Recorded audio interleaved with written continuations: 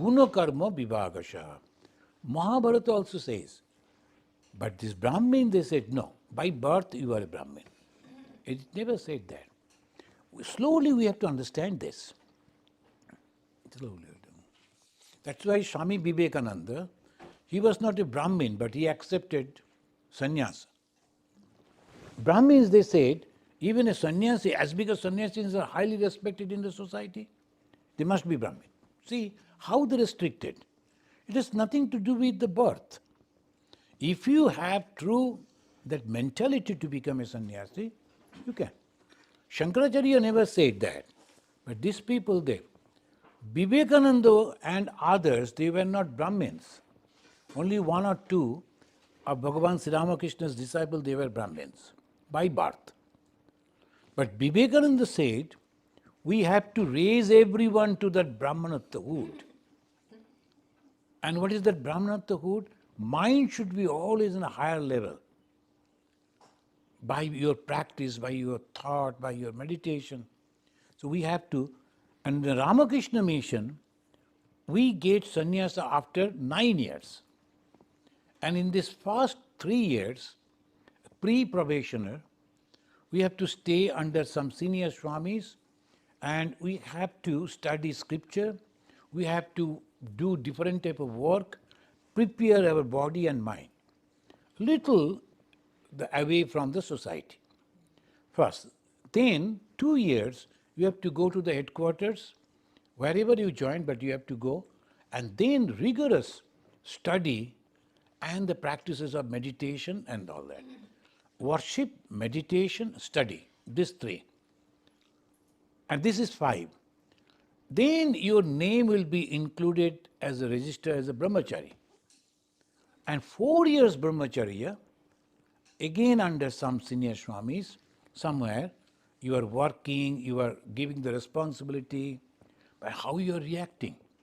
The moment you are a principal of a college, as a brahmachari, or in different places, people are coming, talking to you, giving you a lot of respect, sometimes giving the gifts also. How is your reaction with that? After that, when they find the majority of them, their mind is always towards this God, then this is called Brahmanatta. Constantly thinking about God and whatever others, they are not interested. The Brahmanatta. He has developed a mind to help others, love others, respect others. But he himself has reduced his ego. Then he is a Brahmana. Then only he will get the sannyasa. Each and every one of us, when receiving sannyasa, we are Brahmin. But not by birth. We have Muslims, we have Christians, we have Buddhists, many different types and so many varieties. But Brahmanatta, this is Vivekananda. In our study circle, we were recently reading about the gospel, and now we're reading Leela Prashango's English translation. One of the things that struck me was that during the time of Thakur himself, this business of not eating something that has been touched by the wrong caste, or preparing, even Thakur prepared food for himself. How would you explain the change in the way he approached this? Now, Sri Ramakrishna, that is a very special thing because very difficult to understand. His body and mind were so subtle, even if you are thinking something and then touching a thing and give it to him, that is difficult for him to accept. Because his purity level was so high. That is the reason. So he used to say, don't touch. Even Vivekananda, Brahmananda was not allowed to touch him when he was in deep samadhi. Only Premanandaji. Premananda, he is, and this is impossible for us to understand. If the Narendranath is not pure, if the Brahmananda, because that level is completely different. And the Premananda was full of prema, full of that love. And he knew that this boy, when he's touching me, no reaction. See, sometimes if the different people, if they come and touch you, you'll feel that sometimes roughness, sometimes some feeling will come. If you are practicing meditation, taking the name of God for a good some time, and if other people suddenly come and touch you, immediately you'll feel. This is ordinary people like us, we are feeling like that. And you can imagine about Sri Ramakrishna. But even then he adjusted many a times. But Vivekananda, he said, it's okay, no problem. You can do it. So we should not judge in this way, but look at it. Sri Ramakrishna, when started his life as a pure traditional Brahmin, in those days it was that even if you are not a Brahmin, if you have constructed a temple, that is not your temple. You cannot claim that. So Brahmin cannot go. That far it went. A Brahmin cannot go and worship in the temple and the god if that temple was constructed by a low caste people, Rani Rashmani. So obviously, they said you cannot do that. But Swami Sri Ramakrishna's brother, he said, suppose you give it in the name of your guru, a Brahmin, then it becomes Brahmin. So by that way, then he started worshipping. That was a revolutionary thing. Other Brahmins, they boycotted him. But he said, no, there is no problem. And Sri Ramakrishna went, he was following that traditional Brahmin, even though his brother was worshipping, offering the food to the Mother Kali and to Krishna, he told, no, I am not going to eat it, because the money is coming from this. So he took the rice and he will be boiling. This Sri Ramakrishna, he started from there, but afterwards, when he was traveling in Calcutta, he saw a restaurant run by a Christian and managed by the Muslims, and he told, I am so thirsty, can you please bring a glass of water from there? The master Moshe, he told, from there. The owner is a Christian and the workers are Muslims, and particularly in those days, the Hindus, traditional Hindus, never touch the glass. It's made in the foreign things, so it will be only the metal glasses. At least the glass is kashar glass chilona. The metal glass was not there. It was only glass. Sri Ramakrishna said, clean that properly and bring the water. That means you can imagine why he did that before everyone in Calcutta. And not only that, when he was passing and he heard a person, a Muslim, he is praying to God, and truly he is calling the God, Mere Pyare, O loved one, please come. He got down from the carriage, ran and embraced the Muslim. A Brahmin, a Pujari, embracing a Muslim on Calcutta daylight. Can you imagine? Even the shadow of a lower caste, forget about the Muslim, shadow of a lower caste coming touching the body of a Brahmin, he will go and bathe in the Ganga. At that situation, is a revolutionary change. Then he said, devotees have no caste. They're all same. Why? They love God. So, Shamji, my question is like, he knew this, that devotees have no caste from the beginning, but he just wanted to show us gradually. Yeah, a gradual process. So in the beginning, you can be. Afterwards, Swami Vivekananda, he said, it is better to born in a church, not to die there. Suppose you are in a very traditional family, there is a church, there is a system, good, you are growing up, but then you should use your brain and understand why all this. And if I'm not hurting others, not criticizing others, I can always accept any that is good.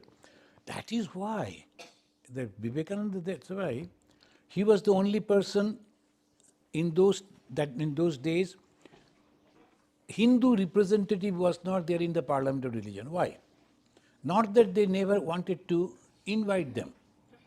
Because the Hindu sannyasis, they never spoke in English, a foreign language, either in Sanskrit or in their mother tongue.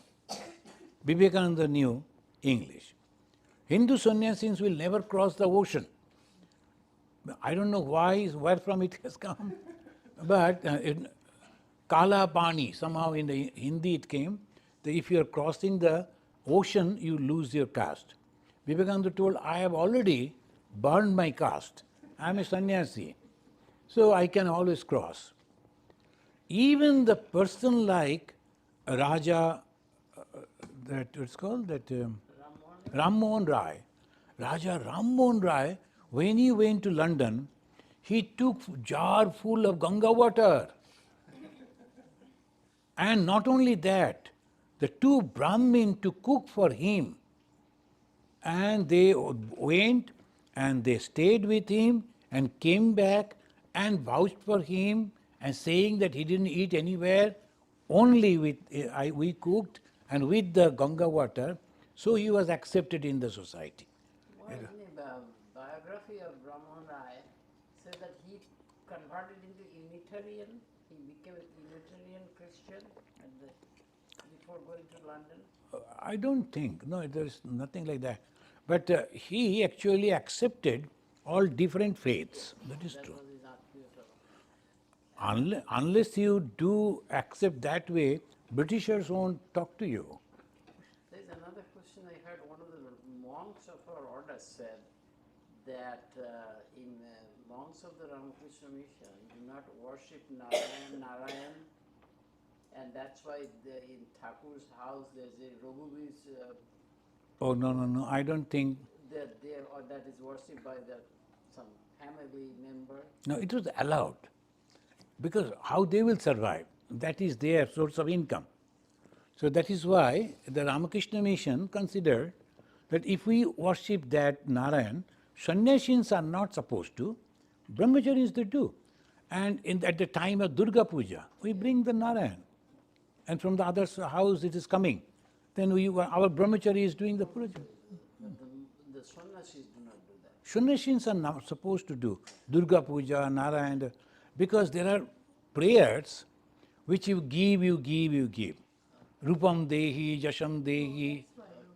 And so a sannyasi cannot do that. And naturally, but the brahmachari is doing. Sannyasi is guiding, you do in this way. But brahmachari is doing. What is the person called, the sannyasi who guides? ওটা হচ্ছে Bangla, I don't remember Pujari Tantra Dharak.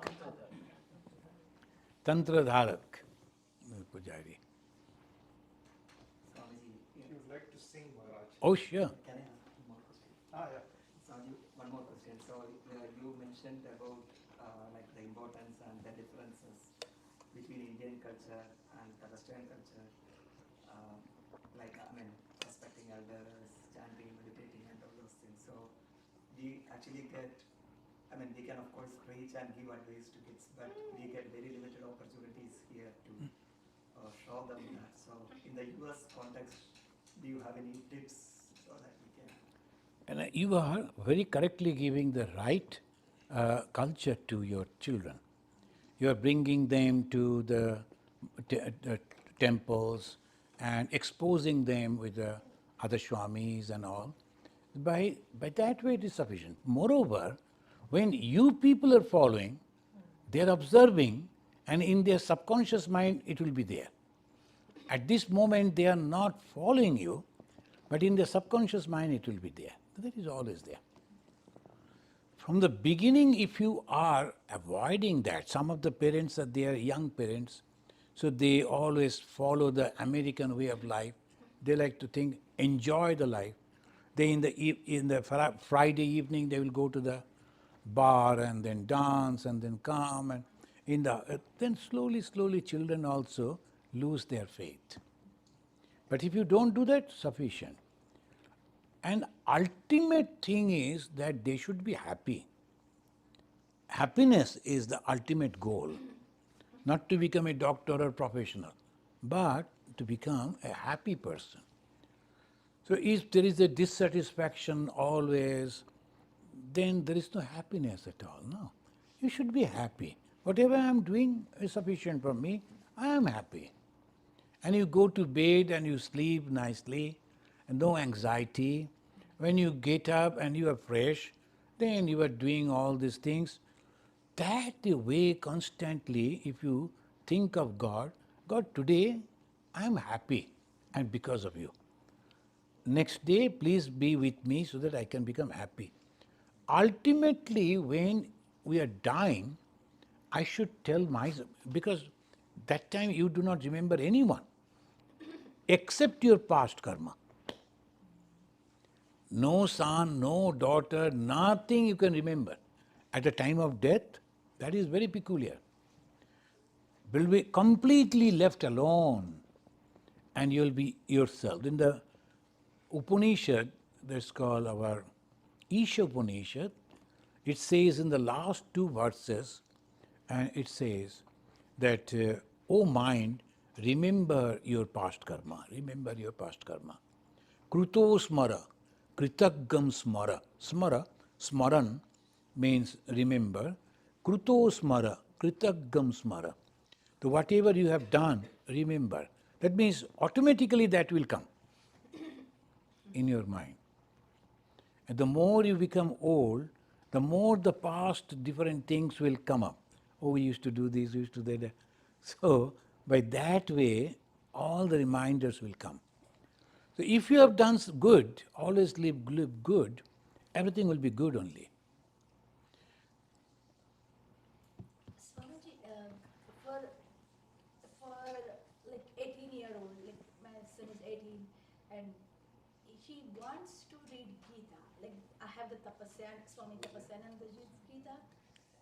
I mean, there is not much explanation there, right? Do you recommend something where there is enough explanation of verses? So this, ask him to read some of the,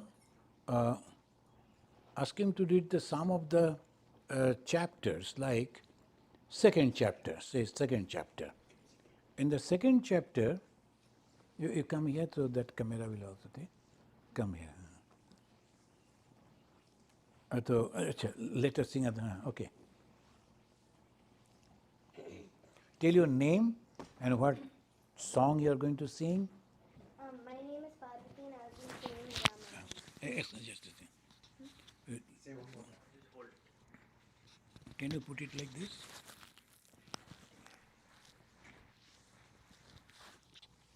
Put over here. Yeah.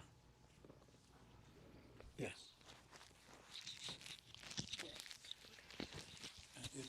Give the pressure. Yes. Shall I show you? I can show you. Yes. See, I'll show you. See? Yeah.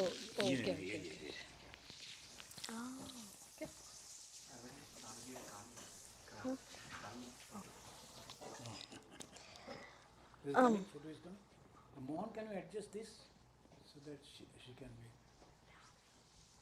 Oh, this angle? I can just turn it. Yeah, and now it is okay. Oh. Yes. Now it is okay, no problem. My name is Parvati and I will be singing Rama Rama. Rama Rama Rama Sita Ramayaniru. Rama Rama Rama Sita Ramayaniru. ನೇಮದಿಂದ ಭಜಿಸುವವಗೆ ಕಾಮಿತಗಳ ಕೊಡುವ ನಾಮ ರಾಮ ರಾಮ ರಾಮ ಸೀತಾ ರಾಮ ಎನ್ನಿರೋ. ನೇಮದಿಂದ ಭಜಿಸುವವಗೆ ಕಾಮಿತಗಳ ಕೊಡುವ ನಾಮ ರಾಮ ರಾಮ ರಾಮ ಸೀತಾ ರಾಮ ಎನ್ನಿರು. ಭರತಿಯ ಮನ ಭಟ್ಟರು ಬಂದು ಹೊರಡು ಎಂದು ಮೇತಿ ತೊಳಿದು ಕೊರಳಿಗಾತ್ಮ ಸೇರಿದಾಗ ಹರಿಯ ಧ್ಯಾನ ಬಾರದಯ್ಯ ರಾಮ ರಾಮ ರಾಮ ಸೀತಾ ರಾಮ ಎನ್ನಿರು. ಭ್ರಷ್ಟ ಜನ್ಮದಳ್ಳಿ ಬಂದು ದುಷ್ಟ ಕರ್ಮಗಳನಿ ಮಾಡಿ, ಭ್ರಷ್ಟ ಜನ್ಮದಳ್ಳಿ ಬಂದು ದುಷ್ಟ ಕರ್ಮಗಳನಿ ಮಾಡಿ, ಬಿಟ್ಟು ಹೋಗುವ ಸಮಯ ಪುರಂದರ ವಿಠಲ ನಾಮ ಬಾರದಯ್ಯ. ಬಿಟ್ಟು ಹೋಗುವ ಸಮಯ ಪುರಂದರ ವಿಠಲ ನಾಮ ಬಾರದಯ್ಯ. ರಾಮ ರಾಮ ರಾಮ ಸೀತಾ ರಾಮ ಎನ್ನಿರು. ಓ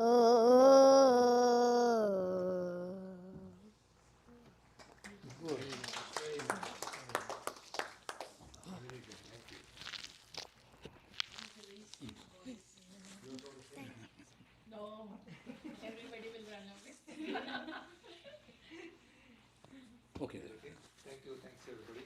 In another 5-10 minutes, we'll prepare the food and everything. Just relax for now.